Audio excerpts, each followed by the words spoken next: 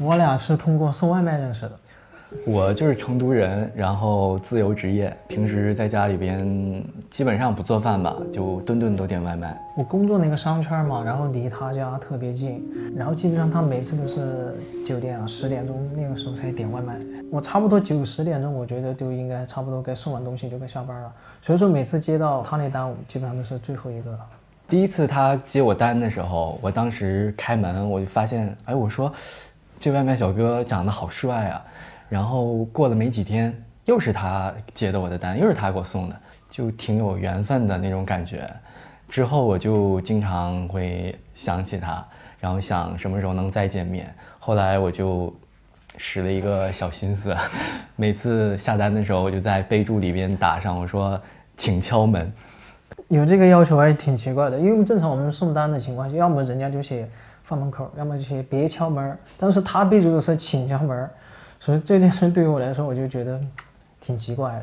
期待和他见面嘛，然后怕他把外卖放门口以后直接就走了，就错失了一次相见的机会吧。所以那阶段我每次点外卖都像开盲盒一样，就我每次打开门一看，我发现是他，我就觉得特别开心，特别惊喜，觉得就好像是抽中了的那种感觉。如果发现不是，就再接再厉吧，就是。其实我一直跟他相处，我就觉得会有点奇怪，因为我总觉得给他送东西的过程中，他总是好像是故意在找话在跟我聊。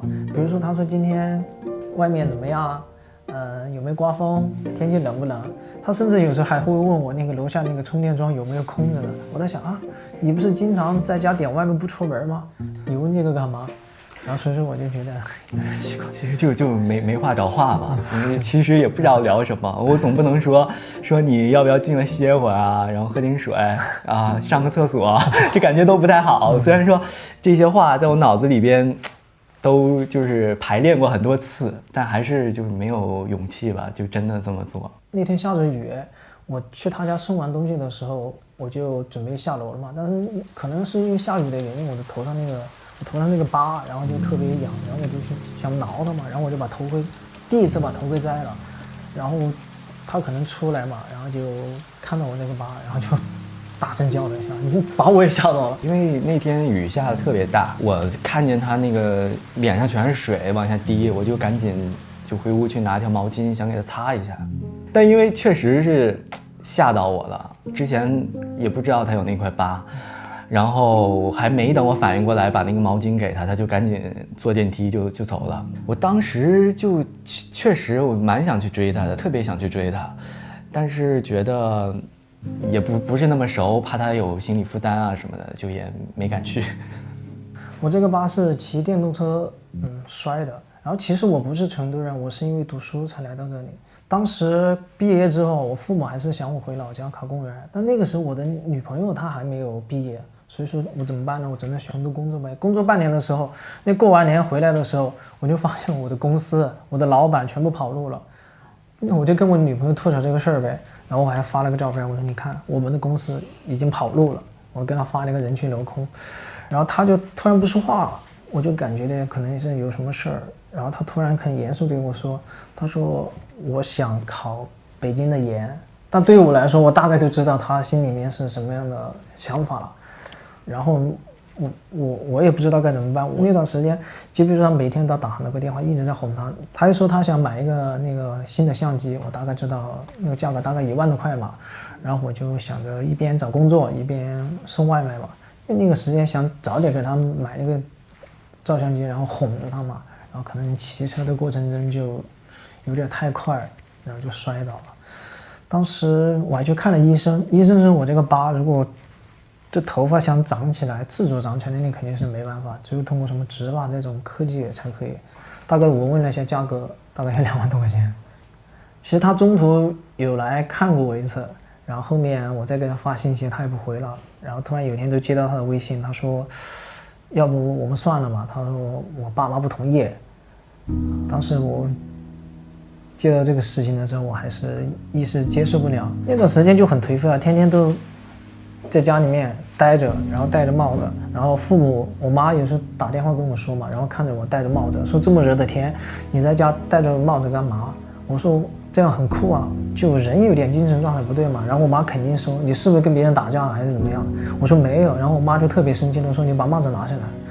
然后我取下来之后，我妈看到这个疤，然后她就当时就哭了，然后我马上回去。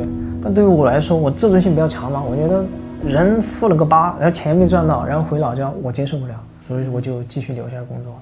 我肯定知道他是直男啊，因为他一看就是嘛。然后，所以最开始的时候，我对他也没有什么非分之想。如果那天没下雨的话，我也不敢去给他拿毛巾啊什么的。其实他拿着毛巾追出来的那时刻，我还是知道他是一片好意。但是受伤了之后，我基本上都没有让人看到我这个伤疤，因为我觉得不好嘛。其实，在中途过程中，我也收到了其他公司的那个面试，但是因为头上这个疤。你不可能让我戴着帽子去那个面试吧，所以说我先送着外卖吧。其实他那个疤吧，就是乍一看确实挺吓人的。我第一次的时候看的时候，真的是给我吓了一跳。但是如果说就是你看时间长了，你反倒看习惯了，就觉得好像还挺帅的，就那种破碎感，那种痞帅的那种感觉。所以觉得这个世界很奇妙，因为没有女生会觉得那个头上有个疤会挺好看的。这你就不懂了。就在我们成都来说，我敢说你这样的肯定还是有市场的。那天他走了以后嘛，然后我就觉得不太好意思，就觉得反应有点太大了。然后我就在那个平台上面就正好找到了他的那个联系方式，我就给他打了一个电话，道了个歉。其实当时我送完外卖在家里洗澡，然后接到了他的电话，我以为他是会过来投诉我之类的，结果他没说。兄弟，不好意思啊，他说今天我怕你淋了雨感冒，然后所以说给你冲出来，给你送了个毛巾。其实当时我还是挺感动的，然后我就说谢谢你。后来他冷不丁的突然给我来了一句，其实男人有个疤可能会更帅。我说啊，行吧。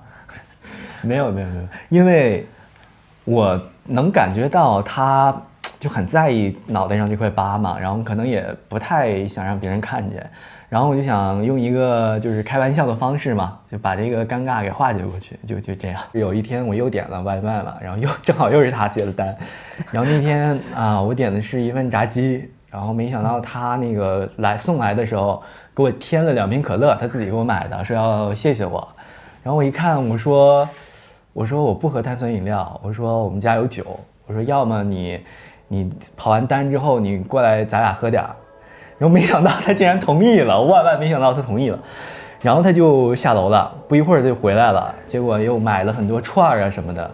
然后我们2个就边喝边吃边聊。